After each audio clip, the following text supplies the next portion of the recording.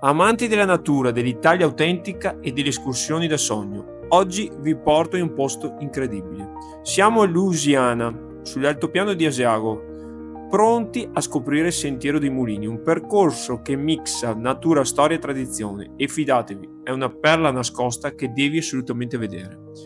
Immagina di camminare tra boschi incantati, seguire un torrente cristallino e scoprire antichi mulini che raccontano storie di un tempo. Qui l'acqua non è solo bellezza, ma anche forza motrice che per secoli ha fatto girare ruote, macine e maghi. Questa era una vera e propria fabbrica naturale. Qui si macinava il grano, si brillava l'orzo e si lavorava il ferro.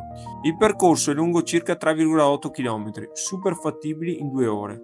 Partenza da Valle di Sopra, un giro tra i mulini, pozzi d'acqua e il maglio di Valle di Sotto e poi risalire al punto di partenza. Consigli top: scarpe da trekking obbligatorie, alcuni tratti possono essere scivolosi, quindi meglio arrivare preparati. E poi preparatevi a riempire la galleria del telefono perché a ogni angolo qui è un post da urlo per i vostri social.